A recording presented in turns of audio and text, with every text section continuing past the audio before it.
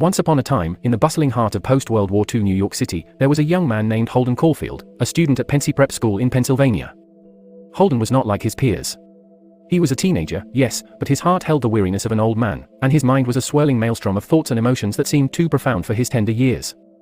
Our tale begins with Holden's expulsion from Penty, the fourth in a line of such prestigious institutions that had rejected him due to poor academic performance. He wasn't dim-witted, far from it, he was just disenchanted with the world, unable to find solace in the confines of structured education. He was a lost soul, longing for truth and authenticity in a world he perceived as riddled with pretense and phoniness. Overwhelmed and restless, Holden decided to leave Penty early, and began an odyssey through New York City that would leave him profoundly changed.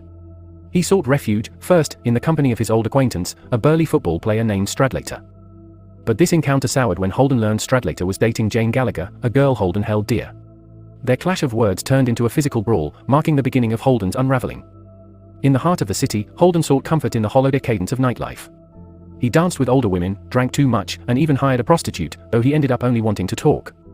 Yet, these encounters only deepened his loneliness, further accentuating the chasm between his need for genuine connection and the superficial interactions he was forced to endure. In the midst of his despair, Holden found solace in his younger sister, Phoebe. Her innocence, so untainted by the world, was a beacon of hope for Holden. When he confided in her about his dream of becoming the catcher in the rye, a guardian who saves children from falling off a cliff, a metaphor for the loss of innocence, she was the only one who seemed to understand. Along his journey, Holden met old teachers, including Mr. Antolini. The encounter was initially comforting until Holden misconstrued Mr. Antolini's pat on his head as a homosexual advance, leading to a panicked exit. This misunderstanding served to further isolate Holden, cementing his growing fear and distrust of the adult world. But the city wasn't entirely unkind to our lost hero. In a quiet corner of the Museum of Natural History, Holden found a semblance of peace. The unchanging exhibits, forever frozen in time, reflected his longing for permanence in a world he felt was changing too fast. And it was in this moment of introspection that he realized the inevitability of change, the essential truth that one must grow and evolve. As the days passed, Holden's mental health deteriorated. He started to hallucinate, imagining himself talking to his dead brother, Ali. His grief over Ali's death from leukemia years ago had never truly healed, and his loneliness pushed him further into the depths of despair. Overwhelmed, he contemplated suicide, but the thought of Phoebe's reaction stopped him. Holden's journey culminated in watching Phoebe on a carousel in Central Park.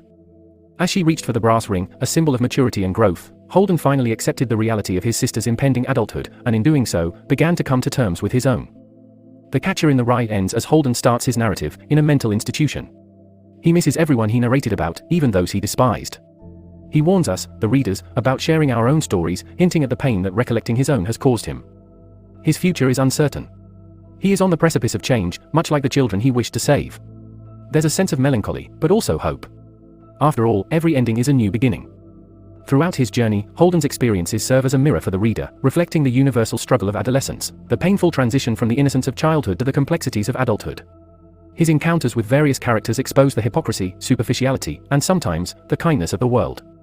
His inner turmoil, his yearning for authenticity, and his ultimate acceptance of change, create an emotional tapestry that is as rich as it is poignant. In Holden Caulfield, we find a part of ourselves, the part that yearns for truth, the part that is disillusioned by the world, and the part that seeks to hold onto innocence even as it slips through our fingers.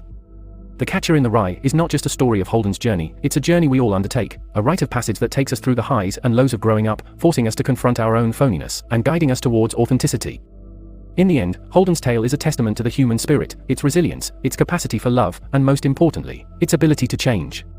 It leaves us with a profound message, that even in the face of despair, there's always hope, and that even amidst the chaos of the world, there's always a chance for redemption.